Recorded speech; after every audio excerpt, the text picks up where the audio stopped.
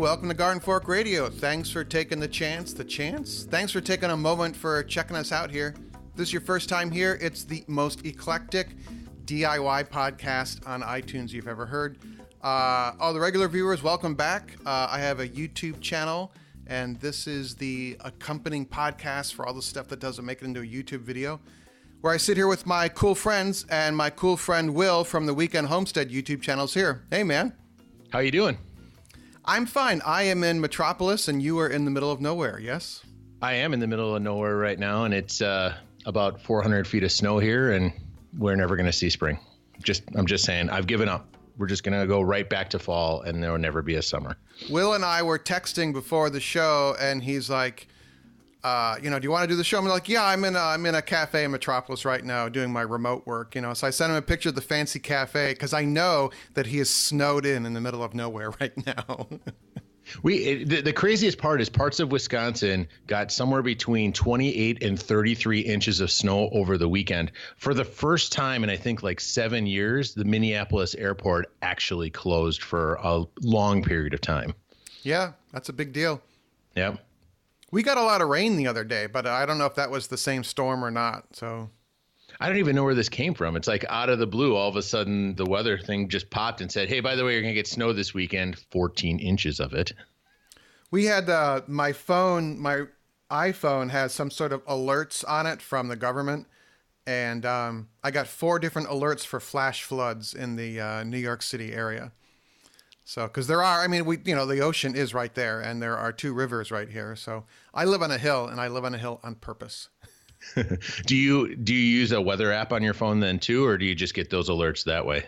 I have Weather Underground as my weather app, and I really like it. I think you can get really detailed, localized weather because Weather Underground allows personal weather stations.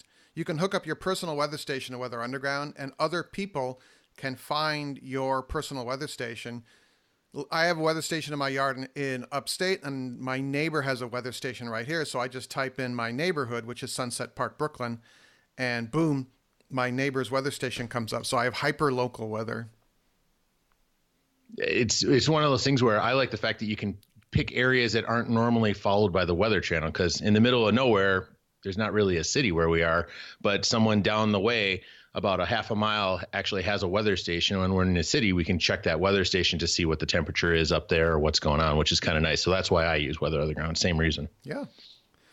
So today, actually, we're not going to be talking about the weather. We're going to be talking about my video letter to Casey Neistat. And then also, Will is the producer and editor and wrangler of the 100,000 subscription celebration video that I had no idea you were doing until you emailed me in the middle of the night and said, hey, check out this video I did for you.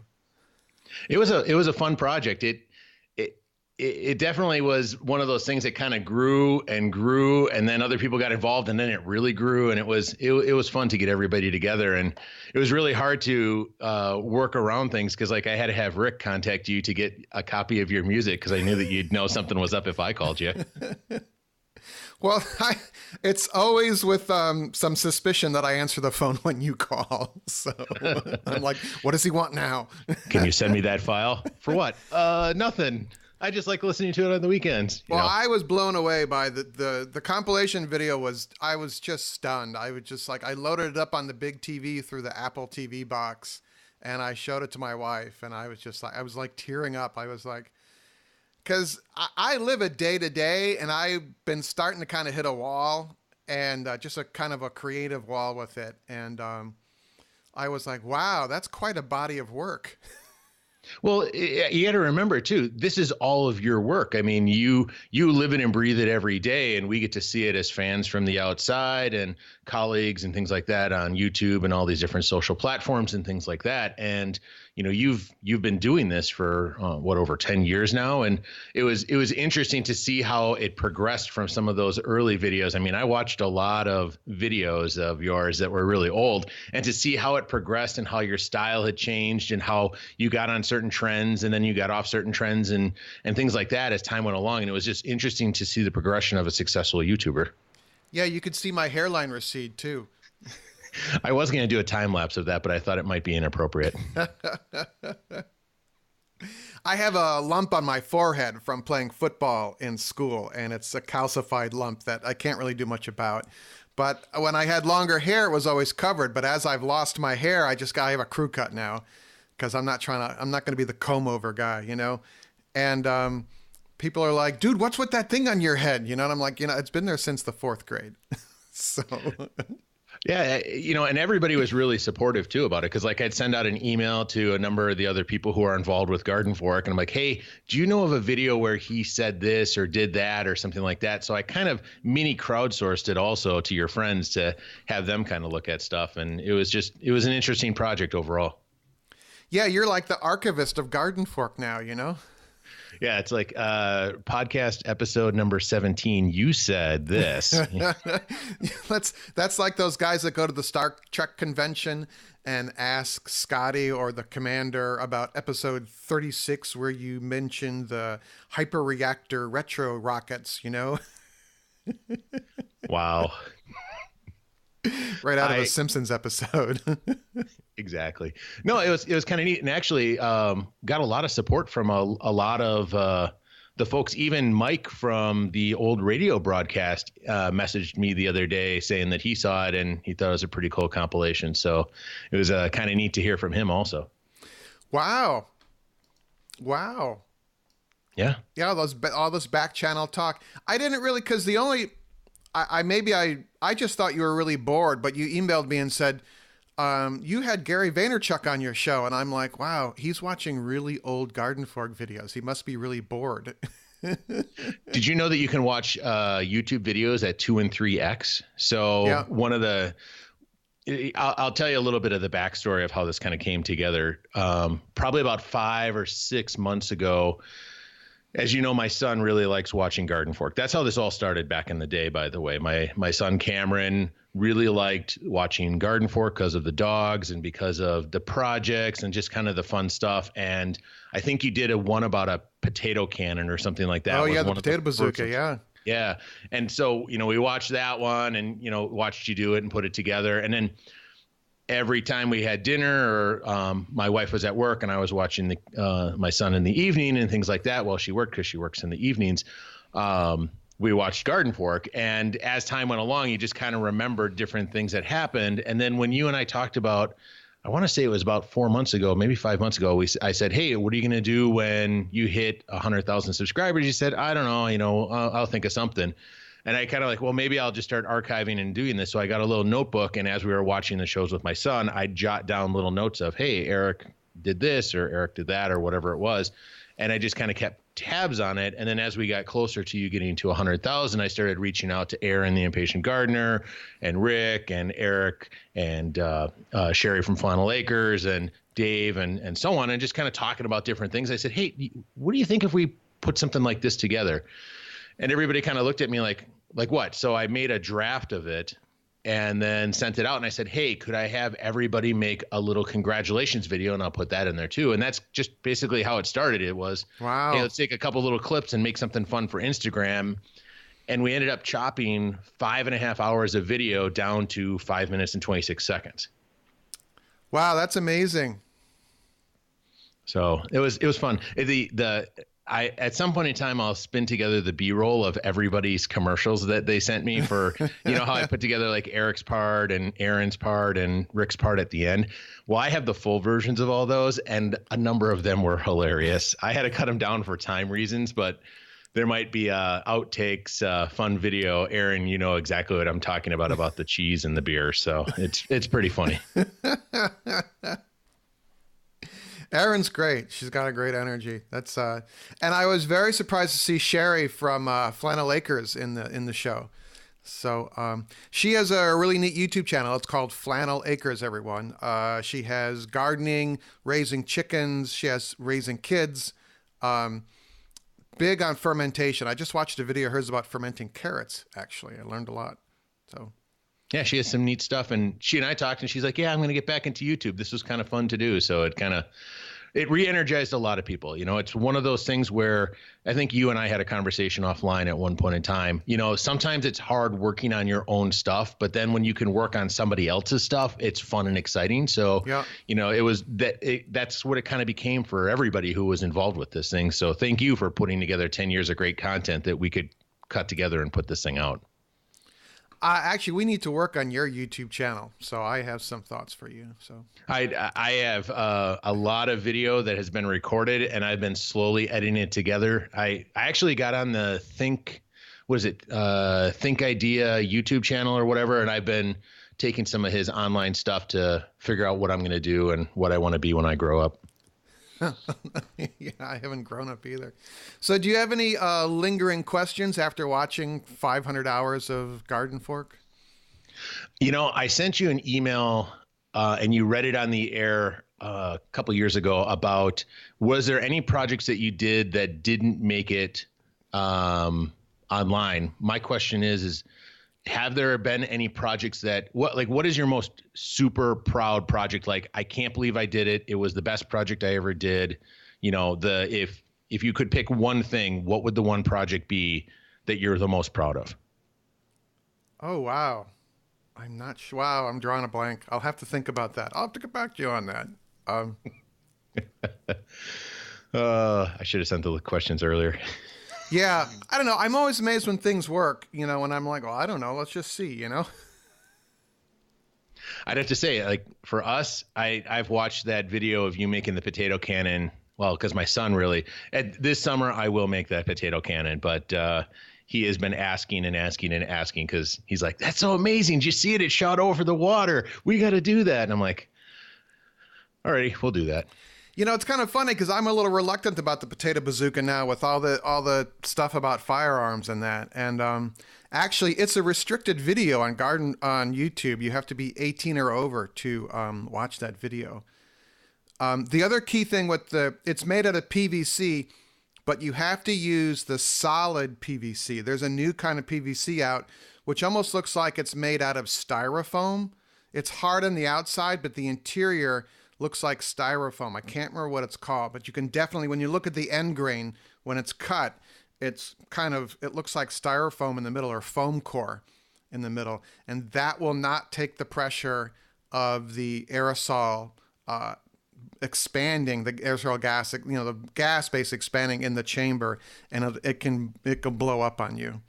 So I love the bazooka. It's just like I've always worried if somebody did something really bad and it would break, Yeah, definitely. But there's a lot of videos out there of people doing things like that. Like the King of Random, I think is the guy's name. Yeah. He's got like 10 million followers, and he's got like, hey, let's boil up some salt to a certain temperature and then melt metal and make, something out of it. And it's like, okay, that's pretty dangerous, but you got my attention.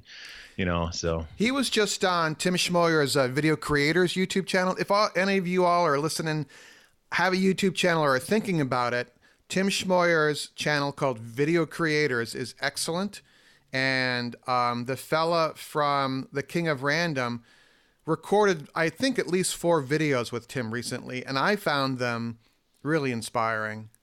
He got burnt out after 9 million subscribers, So there's a couple of comments. There were tons of comments on the 100,000K subscriber video, and I wanted to read a couple of them. It was just kind of very reinvigorating to hear from everybody.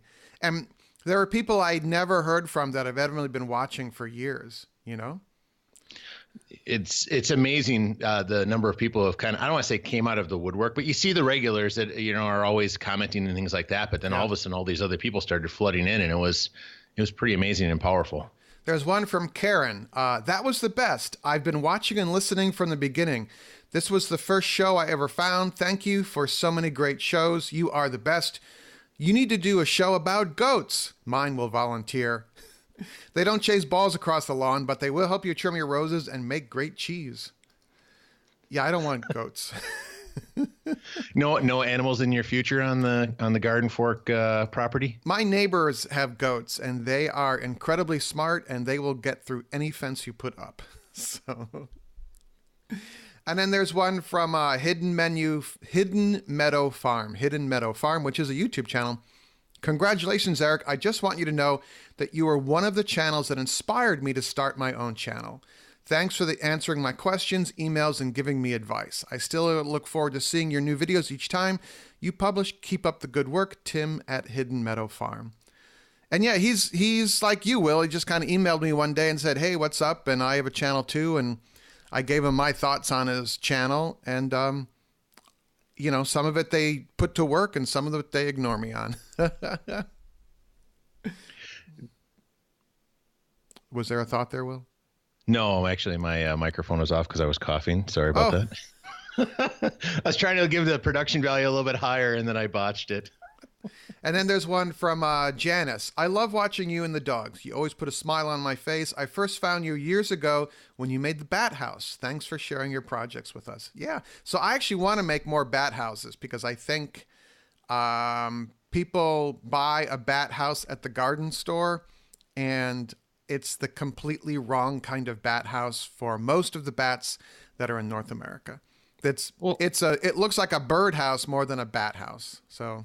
Well, that and they're fairly small. I mean, like you can make a pretty sizable one. I think I can't remember which Department of Natural Resources. I think Minnesota or maybe it's North Dakota has like bird houses and bat houses, and the ones that they have are very sizably big. I mean, it's not like the little dinky one you see at the big box store. It's a couple feet wide by a couple feet tall and pretty sizable, and they work. We have one at the property and it works well. There's a group called Bats Unlimited. I think they're based in Texas, and they have downloadable plans to make multiple sizes of bat houses. I think they minimally have to be 18 inches wide, and they have to be fairly narrow because the bats climb up in them and they congregate in there and they nest together, and they're painted black, and they have to be in sunlight. A lot of people put their bat house up under an awning or the overhang on a roof, and it's in the shadow. It's in the shade all the time. And I'm like, bats aren't going to go in there because they need the solar energy of your daylight to heat up the bat house to keep it warm in the evening. Neat. I still remember all that. So do you want to geek out for just a minute about GardenFork? Sure. I have a question for you. So I know a lot of people watch the videos, they see you do everything. Can we talk a little bit about the behind the scenes? Because I do have one other question after watching all of that is, do you record the videos and then edit them together later on? Or what is your process? So you're in the car driving with the missus up to the Connecticut property and an idea pops in your head. What happens next? I actually think about it a lot. Because I have a notebook and there's a page full of ideas for this week. And then I'm really bad on execution. I can think about something forever.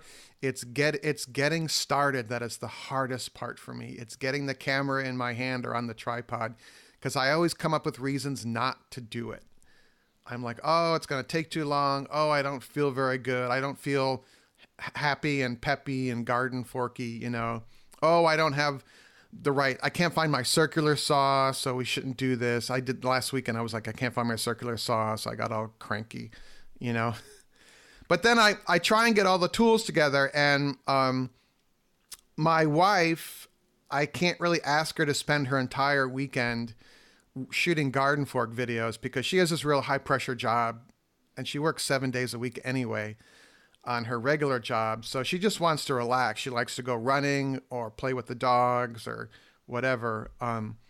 So a lot of it now I shoot alone and I ask her for help sometimes. But once I get rolling, I'm fine. It's that first step, which I always tell everyone, look, just go out and do it. And I have a hard time starting. That's the hardest part. But once I'm rolling, I just push through and, like I'm welding a new grow light frame. It's taken me 3 weekends because I couldn't find this. I couldn't find that. I ended up at my neighbor's house helping them with something, and then it got late. And so I eventually get it done, but I also try and share the fact that much like everyone, oh yeah, well I got this started, and then I had to go help my buddy or something. And I try not to shoot things later in the day because I actually when I get tired, I make a lot more mistakes. And at the end of the day, I'm really tired. So How much video do you think you record to eventually boil down? Do you have like 20 minutes of video and you record it down to 5, or is it hours of video that you have to kind of pick through? no, it's not hours. It's maybe an hour. I mean, with these new digital cameras, you can run the camera forever, but I try and be I kind of edit in the camera. Because I just hate looking at footage when I'm looking at my computer. GardenFork can be very linear. Yeah, I mean, for me, it's the hardest part is shooting it, just making myself do the shoot. And then, because after 10 years, I'm getting a little bored. But a little tangent from this is that we'll talk about it more in the next section. We're talking about the Casey Neistat video. But I've realized that people like stories in addition to the how-to. And I've been like kind of razor focused on how to do something. And maybe some more story might be more interesting. And that I find exciting right now. So nice. Do you okay, so let's transition for a second. So then I saw you called me, and it's kind of strange. I sent you an email saying, hey, did you hear that Casey has a new place that has podcasts that he's going to be doing? And they're talking about getting some creators together to do that. And I think I sent it to you as a text, and you said, yep. Wait, I got to show you something. What happened there? So, well, you sent me a text that said, hey, why don't I get hold of Casey and we can record the podcast in his new studio? And I said, give me 10 minutes and I'll send you a link to something. That was the fastest video I've ever seen somebody put together. I put it together in a day and a half. Yeah. So what we're talking about, everyone, is my video called To Casey Neistat from Eric of GardenFork. And so I actually thought about showing it to you, Will, ahead of time. But I just pulled the trigger and posted it, even though you said, wait, let me edit this for you. And I was like, too late. I just made it public. That's all right. It's a great video. And it goes back to the comment that you just made, which was a little bit of the story. You kind of explained what you do. You explained, your target audience, who you're talking to, kind of who you've collected in this bus that we call GardenFork that's cruising down the highway of DIY. And everybody's got their story in piece. And then you kind of moved into the story and you did the walk through the city and headed over to his facility, and, you made the pitch and so on and so forth. And it was kind of neat to see that whole thing put together. For everyone that hasn't seen it or doesn't watch on YouTube, Casey Neistat he is what's called a vlogger. He posts daily or every other day videos, and I find them very engaging. He has an opinion about the world. And not everyone likes that opinion, but he is all about inspiring people to go do things. And he also tries to make it his videos about inspiring people, visually entertaining. And he's had a hard scrabble life. He fathered a child, I think, when he was 16 or 17 years old. And he stuck by that kid. He quit school. He went out and got a job. He left home. He's self-made. He has a ton of energy. And he's been very successful. He's had sponsorships. He had a .com startup that he sold successfully. And he has this great energy that he shares. And he has a little studio off of Broadway on Manhattan.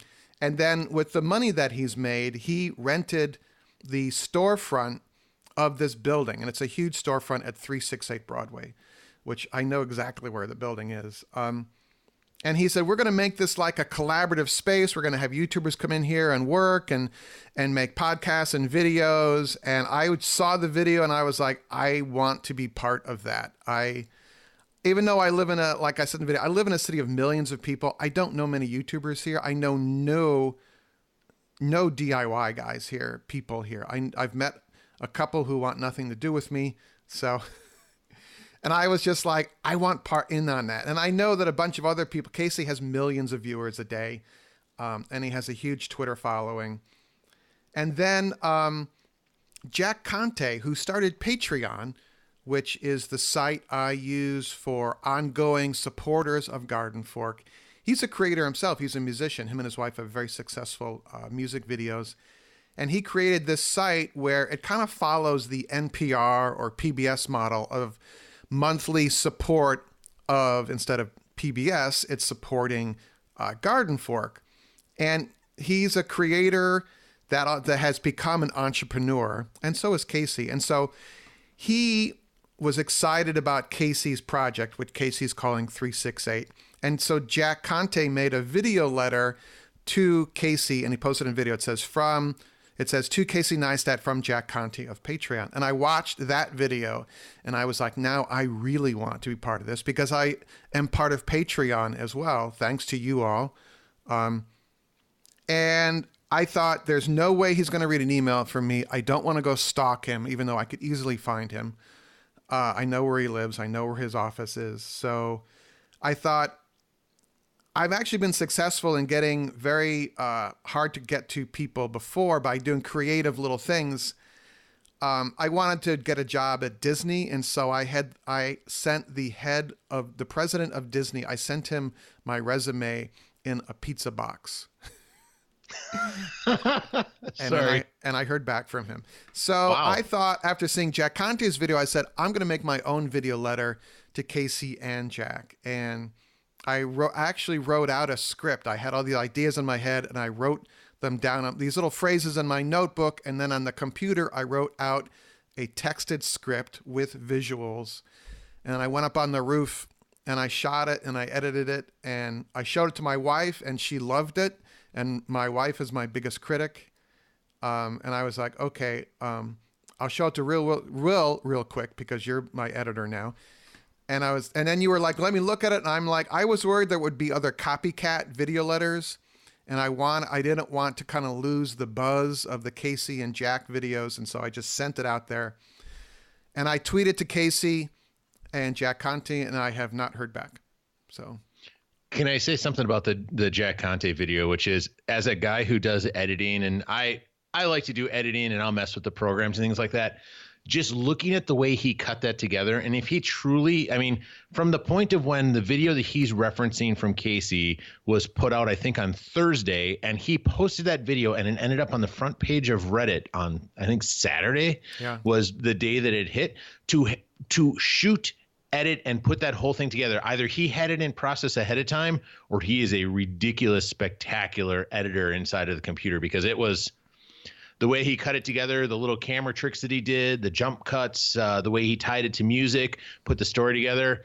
If you're looking to get into editing and you need an example of what a good video is, edit-wise, amazing work on it. Just, I could gush on it all day. He did it all himself, and he's a self-made man. He does not need more. Well, maybe he wants more, but he's got a house. He's happily, I think he's happily married. He has a very successful business that's worth millions of dollars. He's fully vested in it. And so it was passion that came across for me with that. So, there's someone at the door. Can you hold on a minute? Okay. All right, I'll be right back. Hold that thought. Do do do do do do do do do do. Hey, real quick, everyone. If you do any online shopping at Amazon, would you consider checking out the GardenFork shopping page store thing directly on Amazon? It's our own page on Amazon with interesting stuff that I think might be useful. It's stuff that I have bought. If you just want to go to amazon.com/shop/GardenFork, that takes you to our page. And anything that you buy there, we do get a finder's fee for, and anything that you subsequently purchase during your shopping experience on the site, we get a finder's fee for. But that's amazon.com/shop/GardenFork. It's kind of the DIY gizmo stuff that I've bought and I like, and I have little comments about each product there as well. So let me know what you think. Amazon.com/shop/GardenFork. Thanks. So anyway, that was Verizon. They're running fiber optic Fios in the backyards here. So anyway, but I just, with Jack Conte's passion there, I was like, I want to be part of this. And for me, it's also a passion as well, because I think Casey probably has a lot of people that kind of hanger-ons and want to use his fame to propel their fame. And I don't really need that. I want to be around other interesting people and do cool stuff. So, I mean, GardenFork is successful in its own right. And who knows, maybe he needs like a maintenance man at the 368 studio, you know? I liked your comment the other day about the bathroom fan and the lighting in there. That was a pretty good idea. Well, Casey is posting video updates to him building the studio. And since I am a contractor in New York City, I'm no longer licensed. I handed in my New York City license because the paperwork is onerous to have one. But I've just been giving them tips about, hey, for the bathroom, put the fan on a motion sensor switch, and also get a decent fan in there, just because a lot of people are going to use that bathroom. But you're forcing people to turn the fan on. If you have the fan as an option, a lot of people don't use the fan, and they really should be using the fan. So there you go. But anyway, so I made the GardenFork video, and I'm really happy with it. And we'll read some comments here in a minute, and it was just fun. I haven't heard from Casey or anyone that works from him, and I would love to, and I'd love to be part of that. But the bigger takeaway for me was even more great feedback from GardenFork viewers. So it's neat to see the creative chain or however you want to say it, which is like you did something that then got myself and Eric and Rick and a bunch of other creators together to create something. And then we sent that to you, and then you viewed that, and that ended up creating something else. And then something else happened creative. It's just interesting to see how everything kind of spins on itself, and it kind of injects a new life into, something that you may be feeling a little, I don't want to say burnt out. That's probably not the right word, but yes, after doing it for so long, a little kind of jolt of energy to get everything going again. And, it's been exciting to see it all kind of see where it goes. The funny part was after you did the 100,000 subscriber video, you texted me and said, do you have any edits? I have to dump all this footage. I got to get it off my drives. And I'm like, yeah, go ahead. And then I started making this video to Casey, and I'm like, why did I tell him to dump all that footage? Because I have it all archived, but I have to go find it, Yeah, I could have. And I'm like, let me know. He could have sent me that footage. I had it all on Dropbox. I could have just added your name to the list, and you would have had it all. Downloading 300 gigs. So I will say you have a lot. Just a side note to tell you how big the GardenFork library is in HD. It's a 0.5 terabyte if you download all of the episodes in high definition. All the finished ones. Yeah. That's why I needed to get it off of my Dropbox, because my wife's like, what is on our storage? And it keeps saying we're almost out of space. I'm like, I know, I'm almost done. Don't worry. Well, let me read some of the comments. And so for the Casey vid, one from Judy. GardenFork, a while back I was, as I always do, cruising YouTube looking for sourdough help. There you were, unsure of yourself, me too, just enjoying the journey of making bread, not caring so much about what it or what you looked like, just enjoying the moment. So you have yellow labs. Me too. You are not afraid to fail. Me too. I'm an avid GardenFork fan. I turned off my cable TV over a year ago. YouTube is pretty much it. I like watching some professional stuff. Bon Appetit's Brad Leone, It's Alive, is one of my faves, and he reminds me of you. Eric, Video Lady, thank you for my weekly entertainment. Keep up the great work. That's awesome. Yeah. One from Balcony Garden. Eric, thank you so much for being an inspiration. I have embraced your philosophy of done is better than perfect. This has allowed me to get out of my own way creatively. Things that I would never have considered doing before, I now try with enthusiasm. That's a hard word. From making fermented foods to building raised beds to baking bread and now building my own furniture, all inspired by GardenFork. Keep doing what you're doing. You really do make a difference. That's amazing. Just think about that for a second. Like, you took a camera, recorded some projects up north at your property, uploaded them online. Somebody watched them, and it inspired them to make furniture for their house that other people are going to come sit on and use and ask a story about it. And it all started from just grabbing a camera and putting some stuff on the internet. I hope she made them at pallets.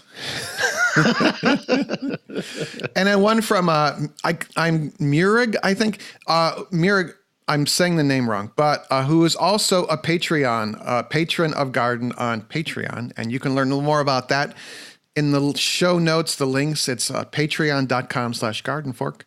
And I made a t-shirt on the Casey video with stencils. It's called Embrace Failure. And Murig says, I'd buy one of those t-shirts. I missed the done is better than perfect lesson growing up. I really feel that learning it by watching GardenFork has made me a better person. Thanks, Eric.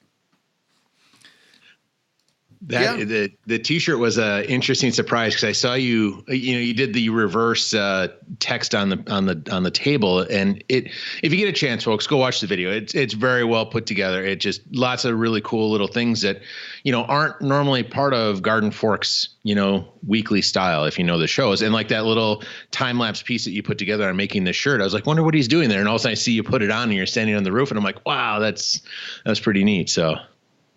There's a fella named Danny who lives in Tennessee. He's like, I enjoy your videos, and believe it or not, I have been to New York 2 times, and that's a long way from West Tennessee. And then Michael says, Midwestern suburbanite here. You definitely know your market. Got to get some clay bricks for that pizza oven. Chicago pizza. Did you see, by the way, to just change gears for one quick second, did you see in the GardenFork group that somebody had posted, they made a brick pizza oven and they were making pizzas with their family and friends over the last weekend? Yeah. He put the pictures up, and then he emailed me the pictures so I could put them on the website as well. That's really neat. If you want to find our Facebook discussion group, go to Facebook and just type in the search GardenFork discussion, and it will show up there. So. But the one of them that really stuck in my head is from a fellow named Energy Maven on YouTube. It says, Eric, I've been watching you forever, and this was your best ever video. That was it. And I'm like, oh, that's when the light bulb went off, that I was like, oh, I could make more like this. It doesn't always have to be this linear how-to thing. So yeah, sometimes just the story and understanding what the person is going through and what they're, surrounded by makes the viewer more empathetic to what the person is doing. So it's not only you're learning how to make a table or a chair or season cast iron or do those things, but you're also kind of making a friend and making a connection with the person who's doing it, which makes things a lot more meaningful, is what I've found. Little do they know I'm really boring in person. I shut down after about 5 minutes of talking to somebody. We'll work on that. And Will and I have never met, by the way. We've never, we could walk right past each other on the street and you'd never know it. Well, yeah. I mean, I get stopped every once in a while, but I don't know if people know who I am and they just don't say anything, but because I wear the same clothes on the show as I wear in real life. So nobody has come up and asked for the autograph yet? No. It really is a Midwestern thing. GardenFork's main audience is in the Midwest. So in New York City, some people stop me because they recognize my voice because they listen to the podcast in the city here. So that's neat. Yeah, it's humbling. Airports. I get recognized in airports because I travel through Chicago and St. Louis to go see my family, and that's where it usually happens. It's that Midwestern hospitality. Yeah, I love it. Well, that's it. We have yacked enough, I think. I think people are at their location if they've been polite enough to listen to the end of the show of Eric talking about himself. So, Eric, you know what, though? You got to think about it for a second. Look at all of the GardenFork radio episodes. Look at all of the videos and all the content you've created. I mean, 20 million views, 100,000 subscribers, all the episodes of the podcast, all the Instagram posts, all this content that's been produced over the last 10 years. It's all right. You can have a moment with the spotlight on you because, quite honestly, what you've produced is awesome and impressive. And, you're inspiring a lot of people to give it a try, which is probably one of the most important things out there is, you'll never know unless you try. Yeah. I fail all the time. I really fail at keeping my desk clean. That's my challenge. I'm trying to eliminate horizontal surfaces. So one of my video ideas this week is to make a vertical file holder. I bought these little metal file holder things you bolt onto the wall at IKEA, and I thought I'd make a nice hanger thing out of pallets because I dump stuff on my desk here because I don't know what to do with it, or I'll deal with it later. And if I had a little place to put it, maybe I could have a cleaner desk. So that's my challenge, is organization. Nice. So. I force myself to not go to bed until I've cleaned up everything from whatever I was doing that day, which then causes me to not leave things laying out as I'm doing them. So I clean up kind of as I work on projects or do things, so that then at the end, I don't have this huge mess to clean up. And that's actually worked really well for me. So I'll have a whole pile of paperwork. When I'm done with it all, I put it away versus just kind of push it aside and move on to the next thing. And that definitely helps keep the clutter down. This sounds like a life hacker podcast now. Next on the Tony Robbins Show. Jeez. All right, everyone. Well, thank you very much for listening to the end of the show. If you want to find Will, he's at The Weekend Homestead on YouTube and also on Instagram, correct? That is correct.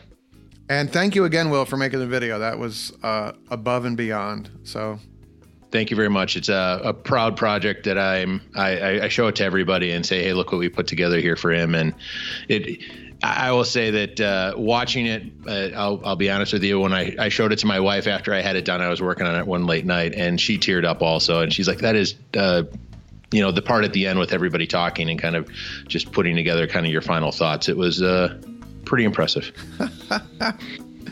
All right, everyone. Well, thank you for listening. And if you are on Twitter, if you would shout out Casey to watch my letter to him, that would be fantastic. I will link to the YouTube videos we talked about here. And if you're on Twitter, you could take the YouTube link to my Casey video and shout it out to Casey and his crew.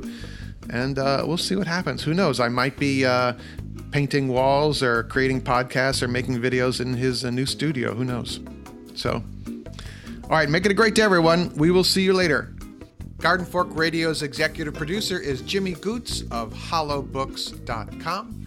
And our music is licensed from uniquetracks.com.